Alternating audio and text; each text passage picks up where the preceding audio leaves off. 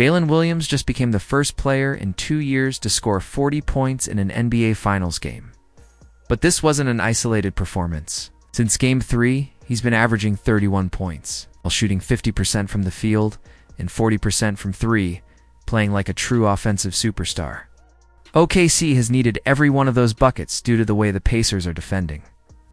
In Games 1 and 2, Indiana allowed Shai Gilgeous-Alexander to operate in space. OKC countered their full-court pressure by setting high ball screens early in the shot clock, giving Shai an advantage to turn the corner and attack. The Pacers defended these screens traditionally, the big either soft hedging or dropping back to protect the rim. And with no help defenders at the nail, Shai had a clear path to the paint.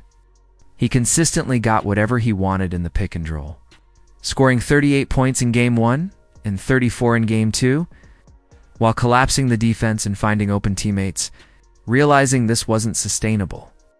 Indiana made a major adjustment in Game 3.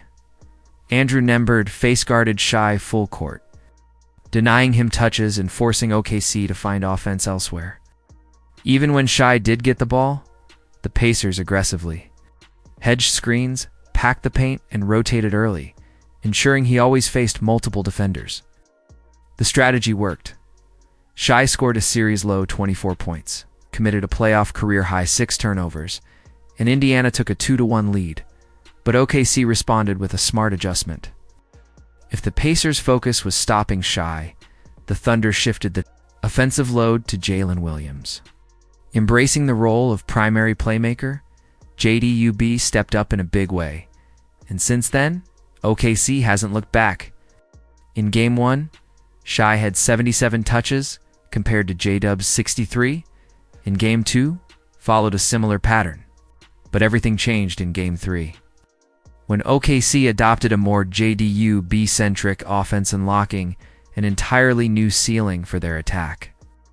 J-Dub began initiating possessions with high ball screens early in the shot clock, especially as Shai was being face-guarded and denied touches.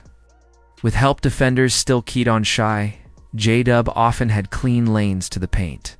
It wasn't until the second half that OKC fully leaned into this approach, repeatedly having J-Dub come off high ball screens and drive toward Shai's side, controlling the middle of the floor. Though Indiana's bigs continued to hedge, the coverage lacked the same aggression, and without consistent help, JDUB repeatedly got downhill. His skill as both a driver and shot maker demands multiple defenders to contain him. And while Indiana still won the game, they couldn't stop J-Dub. Individually, he finished with 26 points on 50% shooting. Meanwhile, watching the NBA in peak comfort is an experience of its own, and the Flexi Spot Lotus recliner makes it even better. Whether relaxing after a long day or breaking down finals film, its wide seat, full swivel range, hidden storage, and ergonomic recline design make it the ultimate setup. Use my code LOTUS30 for $30 off and free shipping. Now, back to the series. Game 4 saw another key adjustment from the Thunder. With J-Dub facing full court pressure from Aaron Nesmith, OKC countered by having Isaiah Hartenstein set a flat backcourt ball screen, similar to what Shai used in Game 2. This gave JDUB momentum and space to turn the corner. On the very next possession, Ihart's screen opened a passing lane and drew a foul when Chet attacked off the catch. What stood out was JDUB's composure. He never looked rattled, playing at his own pace, absorbing contact, consistently getting deep into the paint. Nearly every possession began with Ihart setting a backcourt screen, creating space for JDUB, while Shai remained one pass away on the opposite wing, keeping the middle open. J-Dub showed tremendous tempo, control attacking with speed when the lane was there, and slowing down to read the defense when needed. That level of control has become the heartbeat of OKC's evolving offense. J-Dub's ability to start and stop in tight spaces is almost reminiscent of Shai, and one of OKC's smartest strategic shifts was using Shai as a screener.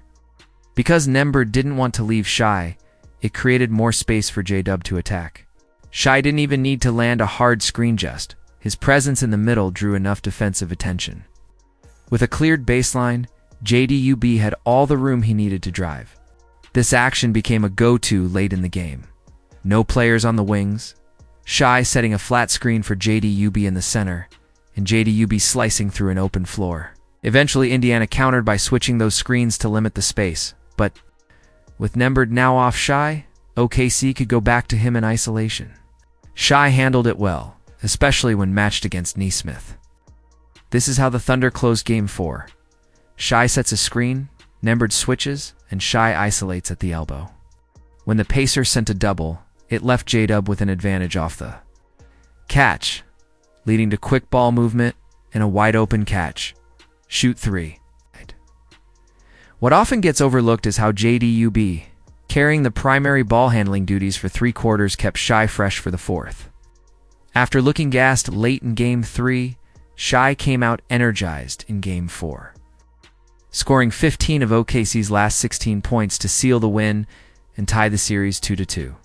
Together, Shai and J-Dub combined for 62 points when a perfect 21-for-21 from the free throw. Lynan posted an elite 61.5% true shooting percentage, a complete masterclass. But even that performance was overshadowed by Game 5, which was all about OKC's defense. It forced turnovers, contested every shot, and turned stops into transition opportunities, where J-Dub thrived against an unset defense. One of his most underrated skills is his off-ball IQ. His cutting and positioning routinely triggered defensive breakdowns. In the first half of Game 5, with OKC pushing the pace and creating early advantages, JDUB absolutely feasted.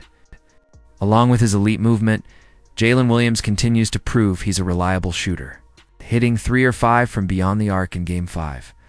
The threat of his jumper forces defenders into long, desperate closeouts, which he immediately attacks, leading to even more rim attempts. As the Pacers are sending aggressive help to stop Shai, JDUB, off in position just one pass away, becomes the open man.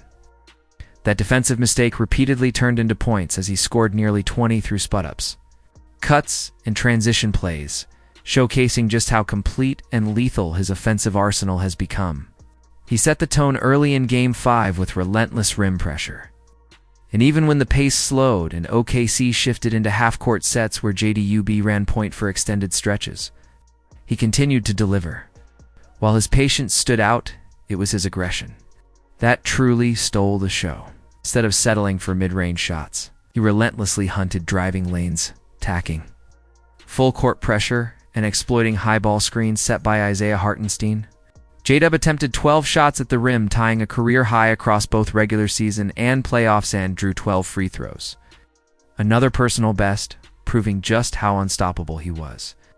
When a defense can't stop layups or free throws, they're forced to collapse, which leads to wide-open looks for teammates. Much like Shai in Game 2, J-Dub dissected Indiana's defense off the dribble, turning corners with precision, creating constant advantages, and initiating offense for the entire team.